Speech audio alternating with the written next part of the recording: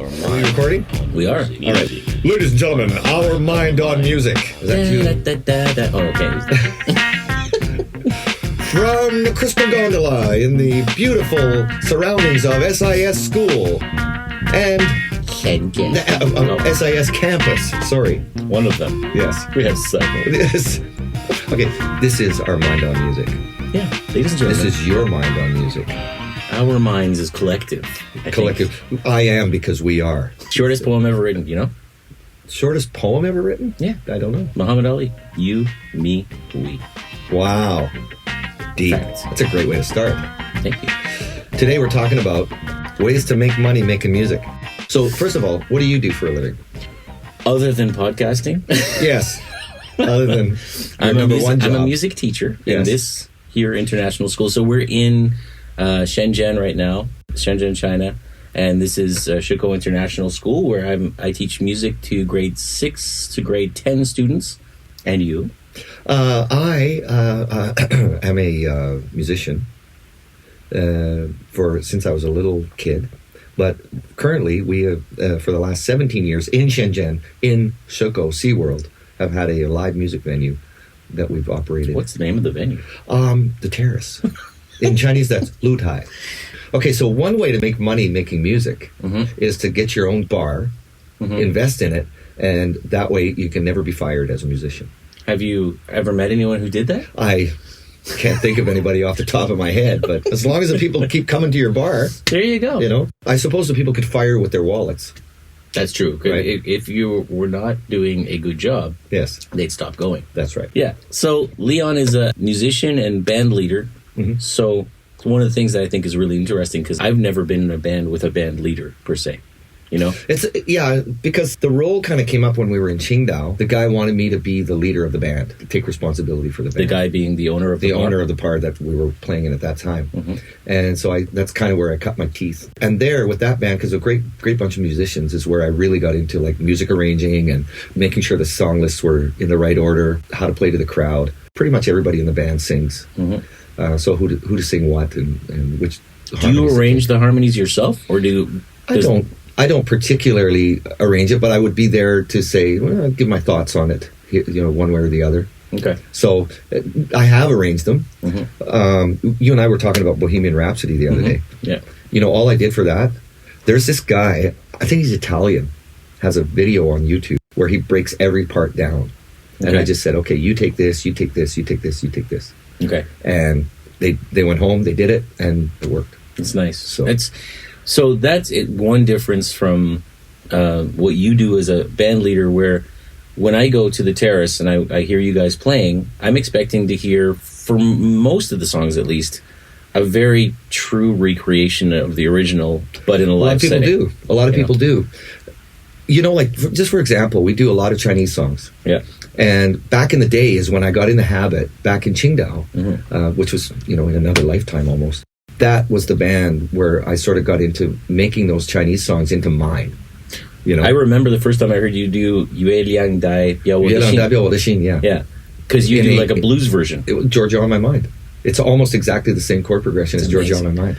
I've always played that. Like, I haven't played that song many times. So it's a 12/8 or a 6/8. Every time I've played it, I've played your version of it. Is that right? Just for anybody who wants to know, if you know the song, it's Ni wen wo ai ni you duo shen. It's very straight, very thing. And my version is like Ni wen wo ai ni you duo shen wo ai ni you ji fen. That's even more straight than I do it. Yeah, I love it because you start off with that like bluesy piano thing at the beginning. Yeah. I showed that to when I was living in Kazakhstan. I was in a band there, and I showed it to some friends who wanted to do a Chinese New Year celebration, partially for the Chinese families that were living there, but also for other people living there to know what Chinese New Year is and stuff. So we got together a group of people, and we started singing that song, and they were like, oh, this is a really nice song. And I said, but I know this guy who does this version of it. So I talked them into it, and we did your version of it. Oh, nice. Yeah. Wow. Yeah, it was really cool. That's pretty cool. So, two things. One, I want to talk about something that's different with the way that you guys, as a professional band, Not bland band. Not bland at all. We are the bland band. We're not very exciting. Remember the five neat guys? Remember that TV? I do. Could be like that. We could be like that. SCTV. That's neat. The bland band. It's really soothing. So when you guys arrange, people go and like sometimes you do your own version of a song, and you do that on purpose to like have something different, like your version of "Satisfaction" by the Stones, right? There's a rap part in their version of "Satisfaction." I wrote a rap part. I got into my my inner rap self. I don't know, but honestly, it's one of my favorite covers that you guys do. But usually, you guys are trying to make it sound pretty similar to the original, so that people can dance and sing along with it. Yeah, we do. Whereas with my students, my main job is, I see it as not performance as much as it is the learning of songwriting, arranging, all of those things. So when I approach a song that the students pick, right, they choose almost all the repertoire that they do, right? Mm-hmm. Which so it's still a cover song, but but as a choir teacher, they bring to me "Can't Stop the Feeling" by Justin Timberlake, right? Yeah. And you can't stop that feeling. I just can't, No matter how you try. Can't stop the. Can't stop that. So, but what I do is I teach them how to recognize the major and minor chords, or seventh chords, or whatever it is. Mm-hmm. They actually extended it a little bit in that song. They did a B flat 9 chord. Nice. Yeah, it was really cool. Anyway, so I teach them how to recognize those chords, and then they decide for soprano, alto, tenor, and bass who's going to sing the notes. My goal is not to make it sound like Justin Timberlake's version of his song. Right. It's for those kids to understand how chords are created. Let me ask you this. When you're going through that process with them, are there times when they or you specifically try to hide the song in a motif that keeps it mysterious until it comes to a more recognizable part of the song? Not always, but we have done that. What's the song that Ed Sheeran did that later he sang with Beyonce? Somebody listening to this already knows the answer and is going, "Can't you guys hear me?" I know, but I'm not going to say. I thought this was Our Mind. You said. Anyway, we did that song, and we started off just singing the chords in harmonies, a cappella. So I give a chord, and then they just sing, dun, dun, dun, dun, Yeah. And they just did this really nice harmony. And then one of the kids comes out and does a solo of the first verse over top of that. Yeah, see? So a little bit of trickery. Yeah, I mean, mostly it's about, I want people in the audience, once we get to that point of performing, I want them to recognize that this is the kids, our whole group vision of what that song was going to be, right? And then the kids walk away going, I arranged an Ed Sheeran song. And that's pretty cool, Nice. And so that's a difference between what we do, because you're not trying to teach your bandmates about theory or about song composition or anything like that. No. They don't need to know that they're singing a B flat. They just need to hit it. Yeah, and they need to come. Actually, they need to come prepared, right? Rather than me saying, I may give them some notes ahead of time. I may say we're going to try a little bit different. Think about how we can rearrange this section of the song, or but really they don't go home with show notes. Right. They just take the original version. We come to it.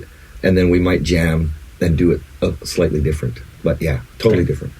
So what we're going to talk about is ways that you can make money in the music industry today, now. Mm-hmm. Given the way that the industry has changed, like live music for venues, like the Terrace, for example, there are less and less places that want to do that or want to pay out the money to do that, right? Lots of bars still want a band to be there for Friday and Saturday night, but they want to pay you in beer. Right. Yeah. Or they pay you from the door. They'll have a door amount. There's some places here, I don't know if they're still doing that well, but before COVID, they did very well, which was they were literally a stage and seating. So they were kind of like a small concert venue. Okay. And bands would rent those out, and they would charge tickets on their own. It was a rental, and then plus a portion of their ticket sales went to the venue. And then the band keeps the rest of it. Yeah. One of them was called A10, and the other one was called B8. So I think C6 will be next. See, I always thought if I was going to have a bar in China, I would call it 9-8. Okay. Bar. Why? How do you say 9? Oh, Joe Ba. Oh, you clever dude, you. So Joe Ba, that means bar. And 9/8 is Joe Ba. Right? Am I saying it right? And actually, the tones are almost identical. Yeah. So I just clever guy, you. Look at that, eh? Always Joe thinking. Ba. Nobody. Let's start a venue like that. There you go. So there, you've got a list, and I've got a list. So you've got one called Musician with a Day Job. Musicianwithadayjob.com. I'm just going to have a Terrace coffee break here. Where's that from again? Terrace. Coffee, Lavazza beans. Lavazza. Really good. So musicianswithadayjob.com. Mm-hmm. They have this website with this really great chart that talks about some of the ways that you can make money in the music business, including performing, but not limited to that. Hang on, just before you get to that. Okay. From the United States Bureau of Labor Statistics, the median pay for musicians and singers, $30 an hour. No entry-level education, no work experience required, long-term on-the-job training. Number of jobs in 2019, 175,000 plus. And that's in the U.S. only. Mm-hmm. Yeah. Job outlook from 2019 to 29, 1%, I imagine that's annual, job growth. So in other words, jobs becoming available. When was this published? Because this is 2019, so before COVID. Before COVID, because I mean, I'm thinking of friends of mine who are musicians or sound guys. But let me ask you this. Some of the jobs would have been reduced, but a lot of guys reverted to their home studio or to what we're doing, this kind of thing, and started making money that way. If you're a musician, sure, you can do that. Yeah. If you're the sound guy who normally mixes live, not so much. You're sitting at home. And that's why they were doing like benefit concerts for the sound guys and for the truck drivers. So what would you do? Let's say you were a sound guy and you wanted to buffer against that kind of catastrophe. What could you do? It's a really good question. I mean, my answer to that would be I'd learn how to run something like this. Yeah. So that I could do at least, like, I could help out as an engineer, possibly cut my teeth a little bit as a producer. Do you know what? Conan's guy, so he's an engineer. He does the editing. He's the producer of his podcast. Okay. But that guy came in during COVID because he had a break because of COVID. Okay. So he comes in, he works on the Conan podcast. And I believe, if I'm not mistaken, he just was funny on his own. He ended up in the podcast. So it became his gig. Yeah. Wow. And then he still does the editing. That's the thing. It's like those SWOT analysis things, you know? Right. Strength, weakness, opportunity, and threat. Yeah.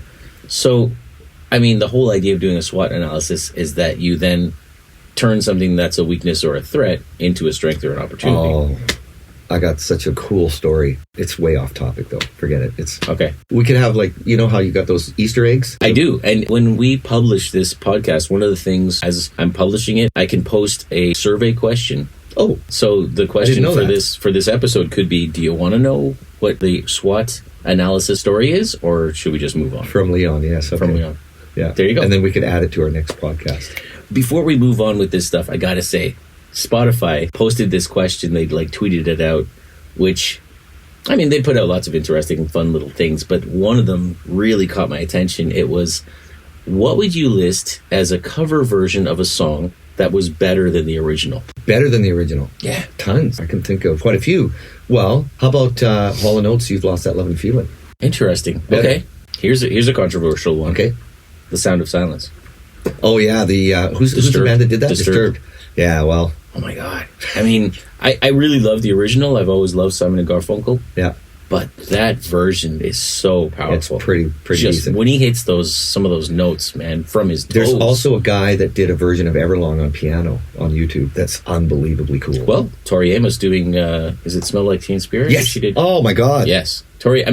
Basically anything that Tori Amos touches is going to sound awesome. But not better in the sense that, like, the original is iconic on its own, and then... That came up in the responses I read, and that came up a lot. I can't say this is necessarily better because the original is so awesome. Yeah. But wow, what a good cover. It kind of depends on what the original was like. Like, in the 80s, it was a big deal to take a little-known song and remake it, but it was cool. I'll try to find some of those. Is it Running Up That Hill by Kate Bush? In the 80s, it was a hit, but recently it was in Stranger Things, the show. Oh, really? And it became a massive hit. Actually, right. Rick Beato.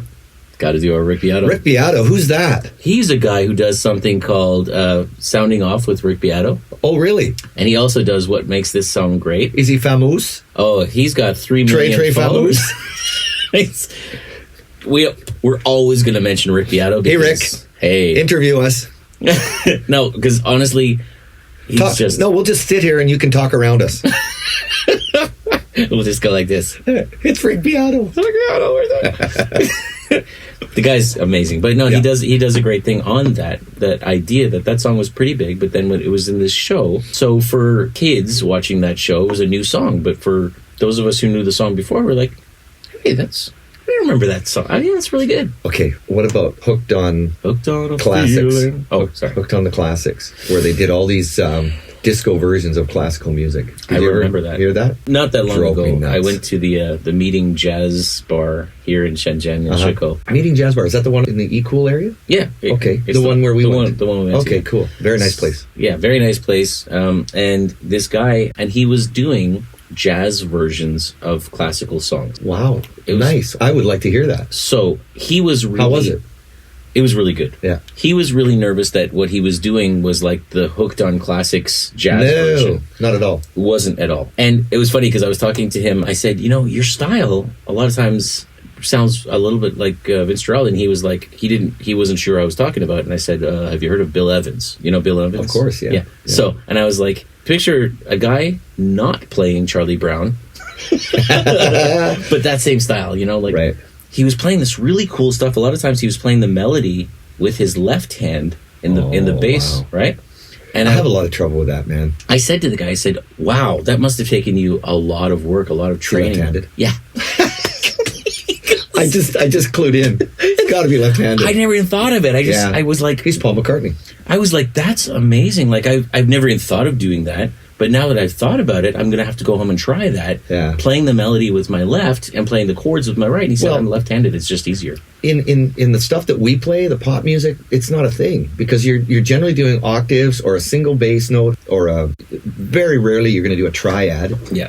You're definitely not going to be doing any moving notes. Very right? rarely. You're just supporting. You're supposed to stay out of the way of the bass. Your decision is going to be, am I going to play a fifth, an octave, or a single note? Exactly. And you have to make sure you're not stepping on the bass player's toes. Yeah. And or the guitar player, whatever he's doing. Yeah, right? which usually is your right hand when you're playing the chords. Yeah. Often. Stay out of the way. Stay out of the way, right?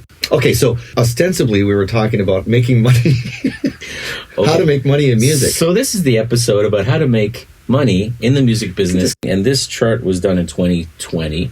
Right? When I think at that point, a lot of people in 2020 had to find other ways to make money in the music business because live performances couldn't happen because of COVID, right? But still, it says here out of the people that this website interviewed, 28% were touring, doing live shows, and they were making money from performance fees, okay? This is people who have a day job and they're playing like in the evenings, weekends, and stuff like that. His comment at the beginning is we see that most musicians make money from performing.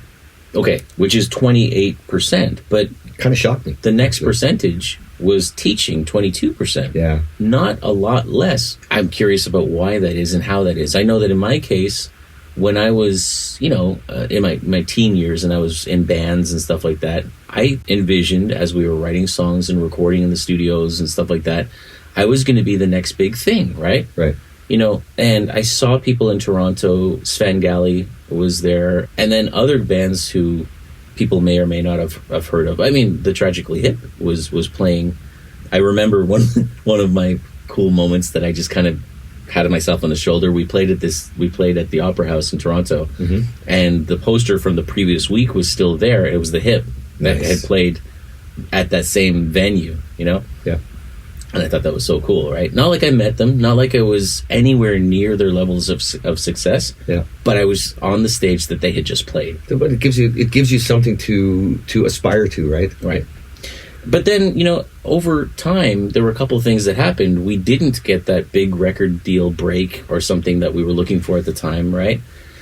And also, I started to realize that there are two words in music business. One is music, which I love, and then there's business. Mm-hmm. And I didn't like the business of the music, Mm-hmm. That's not to say that if I had been offered a record deal, I would have said, no, thank you. I don't think this is my cup of tea. Please. Yeah, no. Are you kidding me? Warner who? Well beyond that, thank you very much. And then, It's interesting because the band that I played in, Witch Hazel, was kind of the biggest band that I played in back in the day. Okay. And great band. They were really good. And I got to do the 2 keyboard stack. For me, the epitome of the whole night was Kashmir by Led Zeppelin. I love that song. Because you got to do all the mellotron sounds and everything. Da da da da da da da. Just a chromatic thing. For me, that when the Tea Party came out back in the day, the fact that they integrated that kind of stuff was a huge influence. I wrote a bunch of songs that had that kind of. It sounds like you could equally play it on a sitar or something. Yeah, like that, it's very. I mean, like kind of East Indian. Yes, sound. But anyways, everyone in the band had their thing, right? We even had a black bass player, but we were doing like rock. Okay. Right. So I mean, at the time, that would have been a complete contrast, right? Well, so we had that guy, and then the guitar player was your typical kind of he was more of a Bon Jovi kind of. Okay. So he'd be more like Richie Sambora, I guess, but he looked like John Bon Jovi a lot. And the lead singer was more of he was a big guy, and he had a really high voice doing the Journey stuff. Okay. Nice. And the drummer was just a pounder, so everybody had their thing. Yeah. And I didn't know what to be because my hair was fairly long, but I wasn't like a rock and roll keyboardist. You know what I mean? Yeah. So I just sort of like the white jacket on with the little hearts on the sleeve here, and I didn't know what to do. Yeah. Right. And we didn't have anybody guiding us along the way. We were just sort of. Well, for me, I mean, the way that I saw it, it's funny because what you're saying is like it would have been nice to have somebody to guide you, right? For us, the way that I saw that, I was like, there's another thing too, which is like I admire bands like the Tragically Hip, where they're not concerned with an identity. I think that's where I was coming from. I didn't see it like how great that we have guidance. I saw it like this is killing the whole point of this, which is to just get better at playing good music, and writing music. It's funny because I was writing back in the day, and when I was 20 or 21, I was writing for something. Mm-hmm. Whereas a little bit later, I just started writing whatever came up, whatever felt right. Mm-hmm. Yep. And just doing it, and I started to learn that you have to, or I have to anyway. I don't know. Some people may disagree with me, but I think for me, I had to write a bunch of stuff and throw away the crap and keep the good stuff. Mm-hmm. And I think when you're talking about making money, making music, there are the conservative ways that are sort of set in stone. Teaching is one example. Yeah. Live is another one, but it's a little bit more. As long as you've got a rehearsal space, as long as you've got a group of guys people that can work together, mm-hmm. And there's venues to go to and play at, great. But I would say nowadays, that's not as much. And I bet you that percentage in the 80s would have been closer to 50 or 60%. Yes, I'm sure it dropped. And it's become easier to play like just one person on stage and have a really full sound. I mean, just the live looping. Right. I don't remember if we talked about this in we talked about episode. Ed Sheeran, right? Not in the episode, but I think just you and I talked, right? So he does the live looping thing and really amazing at doing that, so much so that was kind of his gig for a while, right? So to make money making music, would you agree, you still have to be great at what you do? Absolutely. And we did talk about that in the last episode, because you were asking me, with technology, do you have to be as good and stuff like that? And I was saying, well, you still have to be great. It doesn't matter how many toys they put in front of us, if we have Pro Tools or if we have GarageBand or if we have my mom's old cassette recorder or whatever. Yeah. You still have to have a great song to begin with. So that brings us to money from songwriting / composing. Holy smokes. Is that still a thing? How much is that? 6%. Yeah. Right. I bet you that was a huge number even in the 90s. Well, you talked about the Brill Building at one point. Yeah. Like it was Lieber and Stoller, right? There was a whole team of songwriters. Right. And that's what they did all day. Yeah. Well, go to the office, King. punch the card. Yeah. Hi, Jerry. Hi, Harry. Morning, Ralph. Morning, Ralph. Morning, Sam. The wolf and the coyote. Oh, man. Protecting the sheep. Killed me even when I was a little kid. I was just like, that is so funny. Bing. Time's up. Good night, Ralph. Can I buy you a coffee? So Carole King was a songwriter. and Stoller. Lieber and Stoller. Lieber and Stoller.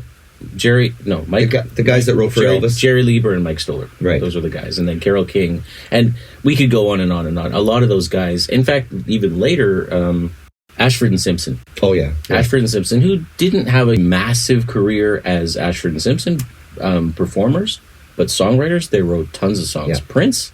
I mean, the number of songs that Prince wrote for other people that people don't realize, like Manic Monday. There's a whole album of those songs now. I think the album is his versions of those songs, either demo or his version. His version of Nothing Compares to You? Yes. With Rosie Gaines? Yes. Oh, my. Wow. The first time I heard that... So is that a cover? Interesting.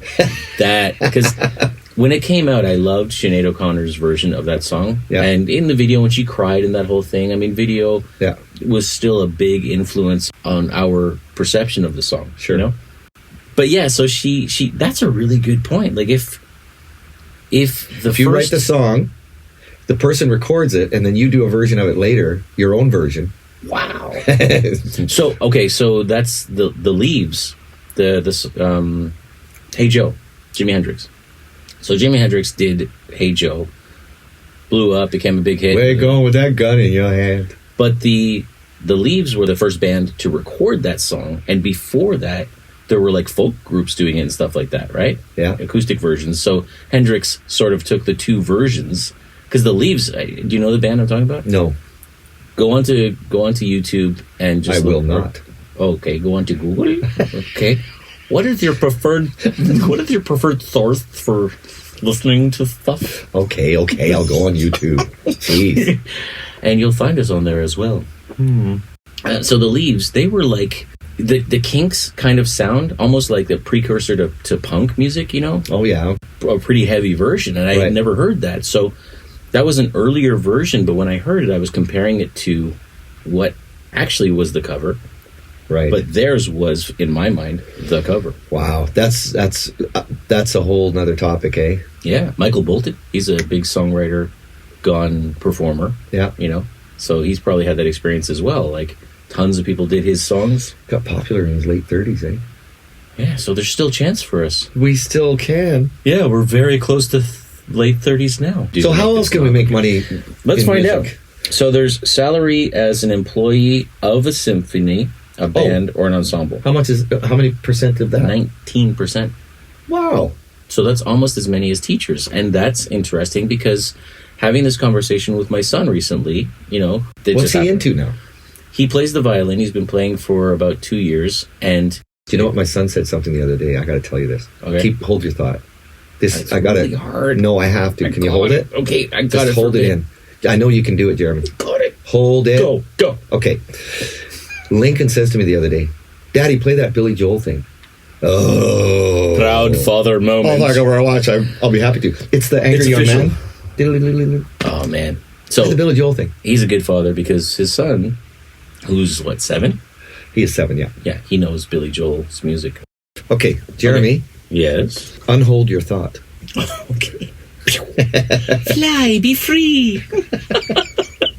So, unhand me, the thought said. What I thought was interesting, talking to my son, who is 12, he looks at music, he plays the violin, right? And the first time he said that he was thinking that maybe when he grows up, he'd like to be a musician.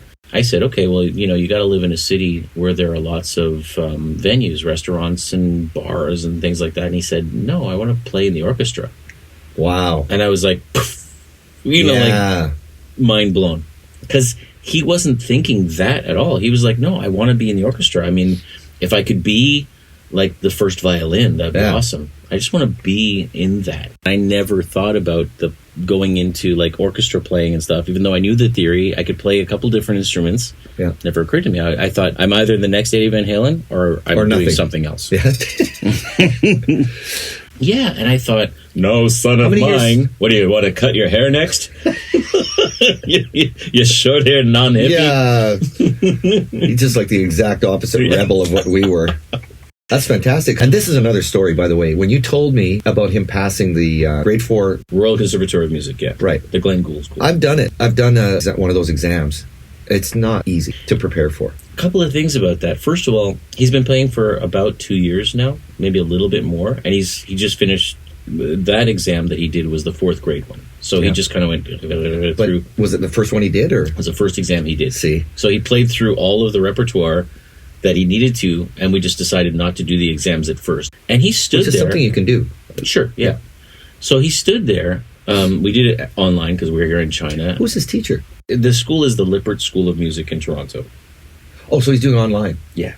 Yes. Yeah, Ivana Popovic, really great. Like, she's great with him in terms of she loves what he does, and she can see the love for music and the talent and stuff, but she knows when she has to say, okay, hold on, whoa, let's focus, let's bring it back in, you know? Mm-hmm. Really, really good at what she does there.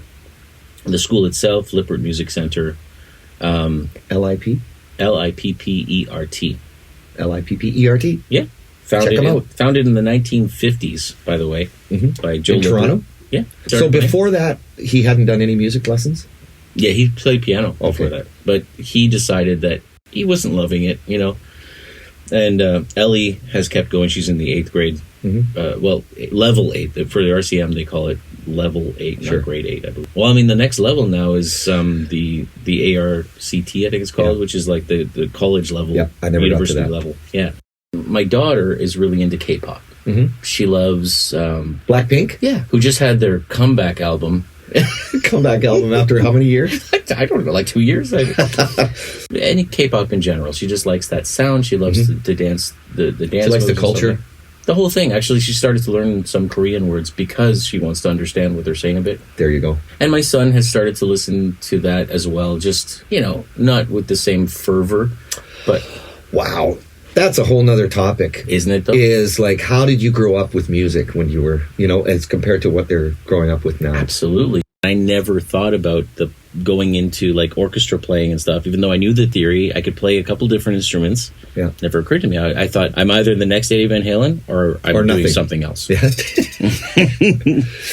That's something we could talk about too, is like, keep your options open.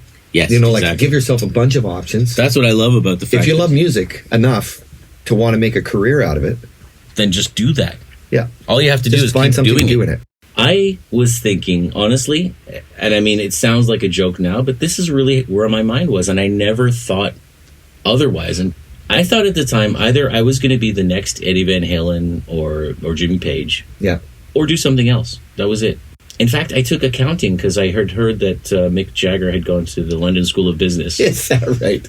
And I took accounting because I didn't want to get ripped off by my accountant. You know, Billy Joel later on. Terrible stories. Twice. Right. Give it everything I had to. When you think about that era as well, especially you being in the MTV just starting era, everything was about being a star in those days, right? Sure. And it is now, but it's different. You know, like you've got TikTok, YouTube, blah blah blah, all these things. That's more of being a personality, or a social influencer, or you know, something along those lines.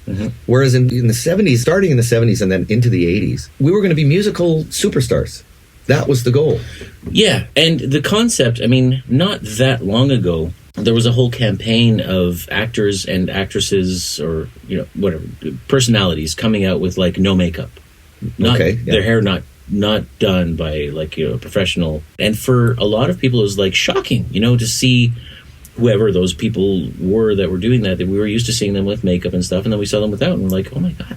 Now the personalities who are famous on YouTube and on Instagram and all those things and TikTok and stuff, I think about these commentators who talk about video games, for example. They don't look like they've done their makeup, done their hair, done the whole, they just put on some headphones, they watch somebody else playing a game, and they comment on it, and they have millions of followers. Do you remember the episode of the Flintstones where Dino fell in love with... Oh, yes!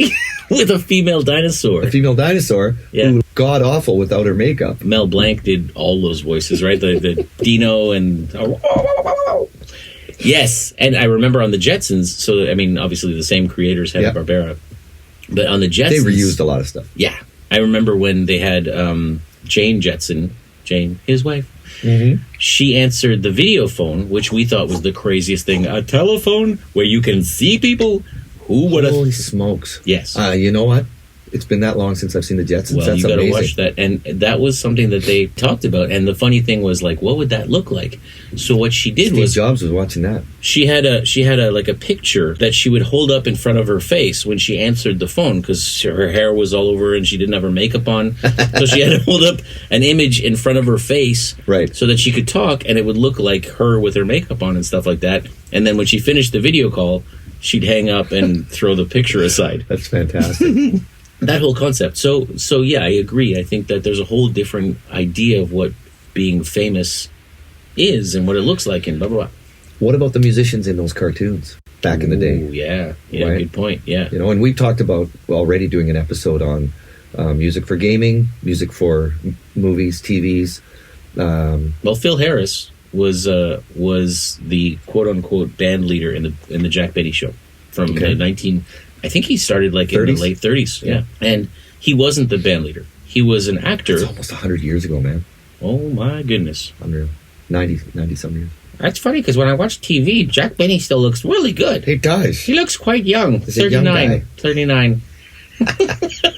So your point being is that when you were going into it, you know, at the age of 18, 19, 20, you had one goal. That was it. Pretty Yes. much. Well, but now you're a music teacher. Mhm. Okay. So was there, I mean, you still stayed in music. Yes. Probably we should go back to the topic of this podcast. No, because you've got a point about Lucas that relates to this. It was the fact that, you know, he'll be one of that. What was the percentage that I said? 19%. 19%. Yeah. He would like to be part of that 19%. Isn't it say something about the classical period too, or about classical music in general, that there are still that many people employed? Totally. Doing totally. that. Yes. One more dumb story from the cartoons. Do you remember the so what I remembered was the coyote and the roadrunner. Da, da, da, da, da, da, da, da, da, da, da, and it was a bomb. Oh, that wasn't the coyote. That was... They did it later. What I found out is oh. so they reused it. Lincoln learned this thing because I told him, here's the joke. So I showed him the video. The video, there's a composite on YouTube that goes from Yosemite Sam, Yeah. Daffy Duck, and Bugs Bunny, and then the coyote. So they repeated that joke about 6 times. See, I didn't know that. I know it is the Yosemite Sam with Bugs Bunny. Right. So what it is he puts dynamite or TNT into the piano, Yeah. and then like if you hit the da da da da da da da da da da da, The high hit that C. note, Yeah. the high C, it explodes, Right. and everyone plays it wrong, and the guy on the side is waiting for these, and then he loses his patience, goes off, plays it right, and the thing explodes. That's right. Well, Lincoln now, when he's doing the ending to a song, Yeah. hits 2 keys together. I used to do that when I was playing keyboards in Out of Bounds in Pickering. I told you about back in the day. I used to do that in between sets, like just sometimes in between songs. Just 'cause I was da da da da da da da da plink plink plonk plonk plink plink. And nobody knew what you were doing. If I would have been there, I would have been laughing my head off. Every once in a while, I'd see somebody in the audience, you know, spit out their beer. You know? Yeah. All right, so let's get to this list. Finish off your chart first. Okay, so interesting because we did 2 episodes on producers.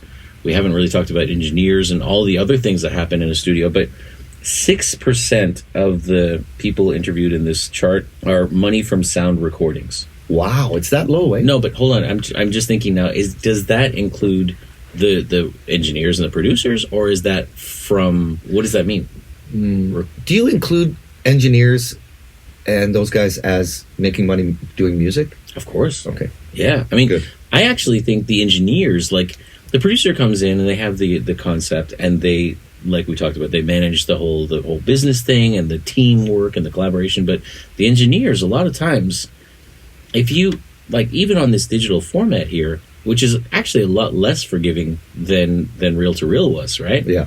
You know, analog, you could hit the tape a little bit harder. Sure. And Actually, we tried to. Back in the analog, day. We would try to hit it hard as we could. Correct. Exactly. Especially Overload it. Yeah. So, and for effect, right? Because analog distortion sounds really nice. Yeah. So if you hit it just at a sweet spot, You can ruin it too, but sure. Whereas here, if we clip it, if we hit in too high a level, it sounds terrible and Yeah. it's unusable. Yeah. You know, especially in this format where we're just talking. that's why I'm being very careful how I talk. I've been around the whole world. And I can't find my baby. Merchandising and sales, 2%. Okay. So I think that's, why is that? Because, even a small group, small musician, whatever, if I wanted to make J Van music t-shirts, I would go to a big... You mean like Armand on Music t-shirts? That's what I meant, yes. Right. Didn't I say that? If we wanted to make OMoM. OMoM. OMoM. If I wanted to make t-shirts for this podcast, I would go to a large t-shirt maker. I'd go in China here. I'd go into Taobao or Alibaba. Yeah. I wouldn't go to somebody who's doing it in the evenings and they work as a something else. Right. So that makes sense to me. Session musicians, 10%. That surprises me. Because, well... Wait, you said session musicians, and then you also had another category for music on... Music from sound recordings. A session musician is not the same as an engineer in that the engineer, based on this list here, is doing studio sound. Okay. So I want to get back to your story about Lucas. Okay. Because what struck me about your story is that you were sort of single-minded in your youth, and I think I was as well. However, both of us kept our options open. Mm-hmm. So just my experience was, I was in the big rock band. We were touring around Western Canada, and sooner or later, life took over. We weren't getting famous, and we weren't really even songwriting for that matter. Right. And I decided to settle down in Edmonton. I got a job as a teacher, as a music salesman. Oh, I thought performing musician was the only job you ever had. Well, there was a short period there where I didn't do that. I was just teaching and doing sales, and then I got back into performing maybe a year or two later. When I was teaching, we also started up the recording studio, which was a home. It was something similar to this, just reel to reel and the old analog mixing boards and all of that. But it was in the teaching studio where we taught, was where this thing was. So we actually incorporated that into our lessons.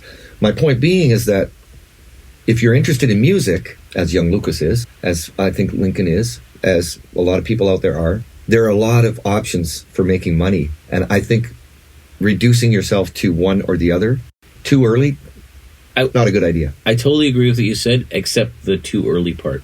I think take that tag off. Just don't reduce yourself to one or the other. We have, so in the school here, we've created a course called Digital Creation. And Digital Creation is a course where kids learn about songwriting, arranging, and recording, tracking, right? As a semester course, right? And we had a couple of kids who signed up for that thinking, wow, that'd be really cool to learn how to use the studio and all that kind of stuff. And we had a couple of kids who were classical musicians. They've been learning the violin, the cello, the whatever. And they were like, well, you want me to record stuff like digital music on GarageBand? That's not what I'm about. I actually don't like digital music. Like, when they say that, they mean like electric dance music kind of music. Oh, so they got the impression that meant... That's what that has to be. Okay. And I think the lesson that I learned there was the importance of teaching kids who like any genre. Like, how to get their stuff into how to record it properly. Because if let's say that I'm a classical guitarist, right? And now I'm trying to get a gig, whatever. If I play the violin and I want to get a job, even for an orchestra or something like that, they're going to have the modern equivalent of like an audition tape. Sure. They're going to want to hear a recording. Especially in this day and age. Sure. They're not going to want to call every single musician in to hear them live on a stage like they did it for years and years and years. They're going to say, send us an MP3 or WAV file. Yeah, which is probably why back in the day, musicians would all gather in a certain center. Sure. Right? And that's where, and they would have to live there and they'd have to fight it out. Nowadays, you can do what you're talking about. You put it on video, you send it into somebody, and they go, hey, I like that kid. Not only you can do that, but it's becoming the norm. It's become an expectation. Yeah. So what we're trying to teach those kids is not just songwriting and arranging, not just this is the thing, but how do you apply that to what you love and what you do, right? Yeah. So I think never allowing yourself to close off your mind to one or the other. Yeah. Like if somebody had said to me when I was 16, how about becoming a music teacher instead? I would have just looked at them like... Bristled at it, Yeah, no way, And now here I am loving this job because I get the chance to do the arranging. I'm scoring stuff. Yeah. You know, like I'm You're doing a lot of the stuff that you would have liked to have done. It's the part that I wanted to do back in the anyway, day, yeah. right? Yeah. And then I have these moments, like I'll never forget the first time I taught a kid how to play guitar. Like literally picked it up, held it backwards, like with the strings on their stomach, you know. Mm-hmm. And no, it's this way. You turn it around. And the first time after like class after class after class, when they finally hit a D chord, Yeah. and the sound came out, and the kid just went, bling, and they went. I was like, and then you see this kid who are about to cry, and I was like, Yeah. okay, I like teaching. Yeah. Yeah. I never would have considered that possibility at that time. So Lucas wanting to go in the orchestra, for me, that was like a first step, because he was seeing something that he loves and just seeing it a different way. Mm-hmm. But also, I think the fact that for him to sit down at the piano, at Ellie's piano, and just jam out Megalovania, and for him to just sit and play with that for an hour, Yeah. changing the sounds and stuff like that, and him seeing the technology being cool too. Yeah. But then when he really wants to dig his teeth in, he's going to pick up his violin and play saraband, you know? Yeah. And I think that, more than the fact that he chose orchestra over the rock and type thing that we were looking at, it's the fact that he thinks those things can happen at the same time. He can still love Imagine Dragons. Yeah, one doesn't preclude the other. Yeah. So I think this list here, and what we're talking about in terms of how to make money in the music world these days. Oh, we finally get to the point here. Holy cow. 3 hours later. All right. Money from sound recordings. Like, there's nothing like... Okay, when David Bowie was recording... was it... what was the one that he got his saxophone player to come... his saxophone teacher to come in and play? Let's Dance? No, this was early days. This was he was recording somebody else. Oh, okay. I can't remember who it was now, but David Bowie needed a sax part, and he was a sax player, right? But he wanted somebody else to come in and play. He got his sax teacher to come in and play. You know, why? Was it because nobody who played, let's say, in an orchestra or in a jazz band would belittle themselves by playing on a rock record? Right. You know? Mm-hmm. Was it that, or was it just a shout out to his teacher? Like, yeah. I think it's very possible. I mean, I remember the Funk Brothers, the session musicians, the Funk Brothers, right? Yeah. F-U-N-K. Settle down. Man, take it easy there. Stay in your seats, kids. Seatbelts on. Holster your weapon. But the Funk Brothers, I remember the piano player from that group, and these are guys that played with everybody, right? It was like the Muscle Shoals, yes, the Swampers, right? Yeah. Like, it was like these guys. There were certain session players that played as a band for everybody, right? Yeah. The piano player for the Funk Brothers was saying that at the time, jazz, bebop was the big thing when he got into that group, and when he started to do that session work, and he was so embarrassed to be playing like with R&B groups and with rock and roll or whatever, because he wanted to be seen as a jazz musician. He knew the stuff, he could play it, right? But the money was in the studio doing that stuff. To have that frame of mind nowadays, even back then, I mean, he may not have done nearly as well, right? Right. But to have that frame of mind nowadays, you can't make money if you're just going to think that way. Right. What you do as a performer, that's your job as a band leader and performer, right? But you also have other things that you're doing. You own the terrace, or you're one of the owners of the terrace, And to just think, I have to do this one thing and that's it, you're going to be a very hungry person. Yeah. Well, and you don't want to tell people what to do or what not to do. What I think for me that's worked out really well is to stay flexible, stay as relevant as you can. That's part of it too. Where the bread is buttered. Yeah. Because you can choose a path, and then there's no money in it, and then you kind of got to go, okay. Because think about right now, you posted this thing on Twitter the other day about Def Leppard and Motley Crue's tour making $137 million. $1 million. Yeah. one tour. Yep. Which is the highest grossing for either band in their entire career. Right. At the age of whatever, 60 or whatever, however old they are. My commentary on that, just to say quickly, I looked it up. 1988, I think it was, a concert ticket was $25. Uh-huh. Try and get a concert ticket for $25 nowadays. And older acts like that, and Billy Joel has a house gig at Madison Square Garden. Well, Cher, Elton John, Celine Dion. Sting, Celine Dion, they all have Vegas things. So live music is still alive in that regard. But, it's kind of like the making money from record sales, from CD sales anymore. I mean, it's done. Let's go through the list here. Okay. The first one on this list, this is the DK, what is it? DK-MBA.com. Thing, how to make money with music. And there's 40 ways. Let's just do it quickly. We'll do a lightning round. Okay. Collect royalties from streams. And we're not talking about going to the washroom. Spotify streams, Apple Music, etc. Which is so small. It's such a small revenue. Like, unless you're a big star. Sure. Yeah. Right? And I mean, and they actually, I think Spotify, I don't know if Apple probably does too, will pay artists to exclusively go with them. Mary Spender does a YouTube channel now, and she does a little talk on how much she made off like 1 million plays. How much was it? I forget. I'd have to do the research. I'll put the link in. It was very small, right? It's an advertising tool that you don't have to pay for. Right. That's what it is. It's not a revenue stream. So second is play live shows and gigs. So we've talked about that. Yeah, and if you have to pay the house, it's like being a taxi driver, man. You do all the work and you have to pay. Well, I mean, back home, that's the way it is. That's one of the reasons why I came over to China, was because things were drying up back home. We were getting back 3 nights a week. Or used to do 6-nighters. Right.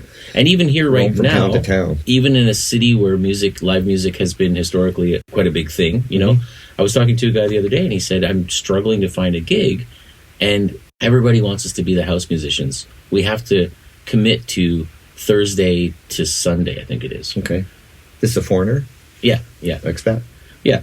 And he was saying, like, but they're not paying us what some other people will pay us. So if a Friday gig comes along, I have to turn it down because I'm the house musician at a place that might not get anybody in. More stability. Well, and that's the other thing, the reality about playing music here as an expat is that you pretty much have to commit, if you're going to do it legally, and by the book. The visa and all that kind of stuff. You've got to commit to a house gig for at least 3 to 6 months, usually a year. Right. And that's, I mean, in Terrace, that's we've had some of our musicians have been with us since early days. Early days. Yeah. Not since we opened, but early days. Number 3, teach one-on-one music classes online. Mm-hmm. Ivana, Lucas's teacher, has been working with Lippert like 16 years or 18 years or something like.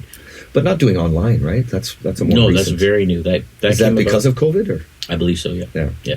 Sell courses. So this is, I mean, you bought Rick Beato the other day. Yeah, but Rick Beato talks about that. He just did a video on YouTube about being a YouTuber, podcaster, etc. for 7 years, and that's usually the lifespan. He says usually the lifespan of a YouTuber is 7 years. Really? I must have done some research on that. I'm curious. Knowing the guy, the way that he does his podcast, he probably did. Exactly. That's exactly what I thought. But it was interesting because he was talking about how he started out. I remember watching his early videos when he was trying to be, I interpret it like he was trying to be the Solomon Khan, the Khan Academy of music. Right. And he said that it was not, nobody was signing up. Nobody was buying the course. Nobody was like, they made hundreds of videos that are amazing. If you ever watch them, they're like really in depth. They're his approach.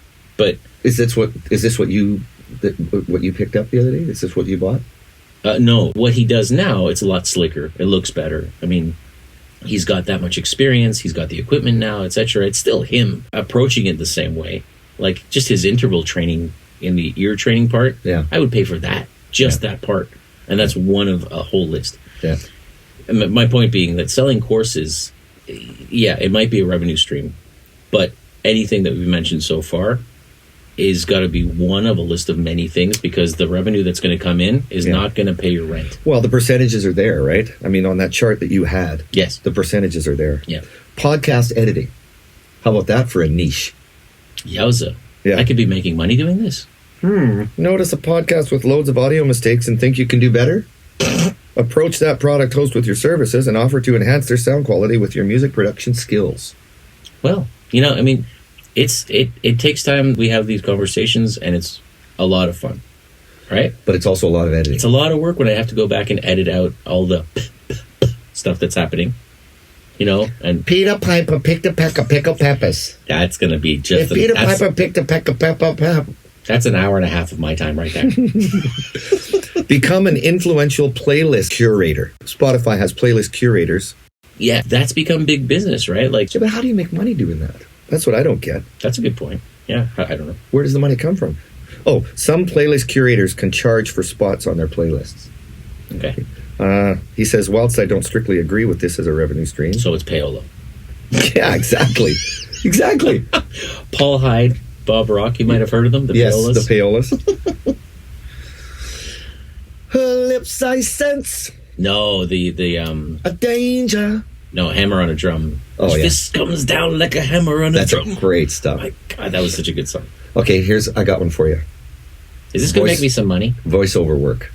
I like this. Wait, I've got a proposal for you. A pair of Canadian musicians find out that life in China isn't all it's cracked up to be. Bad Guanchi. Next on HBO. You like that? Wow, you're good. I could be a voiceover guy. The drama teacher at one of the drama teachers at this school was the voice of a cartoon character here in China when he first came here. I think he was in Hong Kong at the time, and then ended up moving into teaching. I think he had studied drama, went into teaching. But yeah, that was a revenue stream that was actually making money for him. Voiceovers. Yeah. Sell your beats and samples. This I've heard of. Right. But there are a lot of people still doing that right now. I could. Well, somebody's doing it for Apple Music.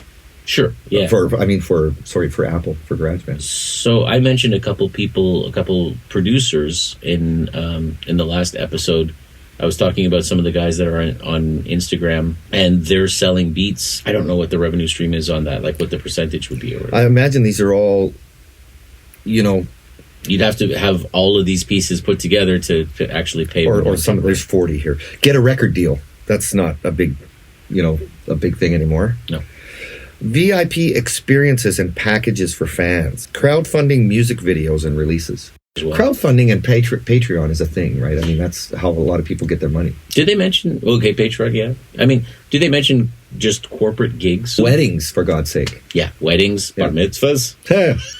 Don't get me started. Video Now. game sound design. Now, here's the thing. I don't know how big that was on the list, but I'll tell you something. It wasn't in there. It should be. It says it's one of the most profitable. It says they frequently have a healthy budget to throw at your experience. Well, for Look at video this games. chart. Gaming, the most lucrative entertainment industry by far. And we were talking about doing a podcast. I love video game music because it's Yeah. so out there, and you can just be crazy with your Yeah. arrangements, right? Yeah. Making money with tipping on live streams. So that's where you do a live stream and people, they give you... Kind of the Patreon thing where it says "Buy me a coffee." Yeah. Collect public performance royalties. Not the same. Oh, that's just like, the BMI and ASCAP and all that. Oh, they, okay. they collect, like, if your song gets played Right. at a public venue. Sponsorships, which is how Beethoven and Mozart and those guys used to make their... Sure. Writing for music publications. Yeah, so it'd Okay. be like an articles. Transcribe sheet music and lyrics. Transcribing music is play it on GarageBand and print. Yeah. Offering fan subscriptions. That's maybe. Yeah. Sell digital downloads. Yes, maybe. Mhm. So that would be on Apple Music and Spotify. You can... In fact, I went to download an album, several albums recently, off, because with my subscription, my Apple Music subscription, you can download stuff. But a lot of the albums now, they don't make all of the songs downloadable. Oh, okay. They don't even make them streamable. Wow. They're like, you've got certain songs on the album that you can listen to and or download.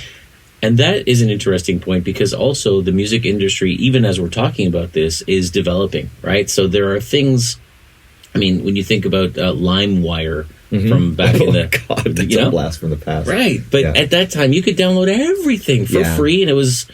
I mean, There's Napster... a big the whole lawsuit thing. around that, Right. too. Sure. But that had a period where any one of us had access to it, Napster and LimeWire, And they started charging people, Sure. But, like criminally charging people. okay, but nowadays, like, we're all paying something... $10 a month or something, right? whatever it is. Which, yeah, how else are musicians going to make their money, right? Yeah, but if you and I are paying $10 a month as opposed to what I used to spend on CDs and albums, holy smokes. Well, you know what I mean? Again, the industry's changed, right? Yeah. This one seems more plausible to me. Make money from your YouTube channel, Yes. Yeah. right? Create custom jingles for vloggers and YouTubers. Well, I mean, actually, that's what I did for that film festival. It was actually a jingle, right? Could you do that Wasn't it? for a consistent income stream? I think I could put that out there. I could become a go-to guy for that. Sure. Sell old gear and instruments. Jeez. Become a music manager. I mean, that's an interesting thing, actually, because what you talked about coming here to China, how did you decide to come to China rather than... No, I was placed here. The agent that we booked through introduced me to China. Okay, and that person, during some period of your career, made a percentage of what you made. Correct. Right? Yeah. I can see that nowadays being still... Sam Feldman in Vancouver is still a big deal as far as booking acts overseas and around Canada, for that matter. I mean, he still books Randy Bachman and Bryan Adams. And yeah, I think I can see that being lucrative, yeah. Write songs for other musicians. Recording other bands and musicians. Yes. Recording other bands and musicians, you combine that with video game production, video game music, and or scoring, creating guides and reviews, affiliate music business marketing, create a tribute act. I was going to mention the Cheetles.